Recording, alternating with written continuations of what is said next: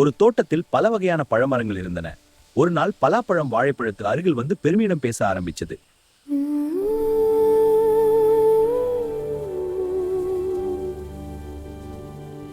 நான் தான் இந்த தோட்டத்திலே பெரியதும் இனிப்பும் நிறைந்த பழம். என்னை சாப்பிட மக்கள் காத்திருக்கிறார்கள். அது சரிதான். ஆனா என்ன போல தினமும் எல்லோரும் சாப்பிடலாம். நான் சுலபமா சாப்பிடலாம். குழந்தைகள் இருந்து பெரியவர் எல்லாருக்கும் பிடிக்கும். நோய் எதிர்ப்பு சக்தி. என்னிடம் வைட்டமின் சி மற்றும் ஆன்டி ஆக்சிடென்ட்கள் நிறைந்துள்ளது. உடலின் நோய் எதிர்ப்பு சக்தியை அதிகரித்து நோய் தொற்றுகளை தடுக்கிறது. இல்மனார் ஜம்பத்தினை கத்தக்கு உதவுகிறேன்.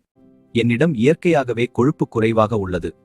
மேலும் அவை வைட்டமின் பி பொனவின் ஒரு பகுதியாக சேர்க்கப்படும் போது பொதுவான ஊட்டச்சத்து சமநிலைக்கு பங்களிக்கக்கூடும்.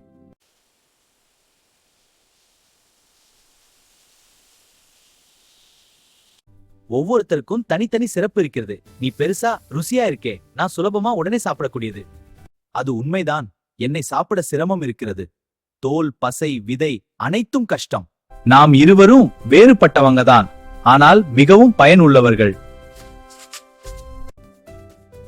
நமக்குள் ஏற்ற தாழ்வில்லை. நாம் அனைவரும் ஏதோ ஒரு வகையில் சிறப்பானவர்களே.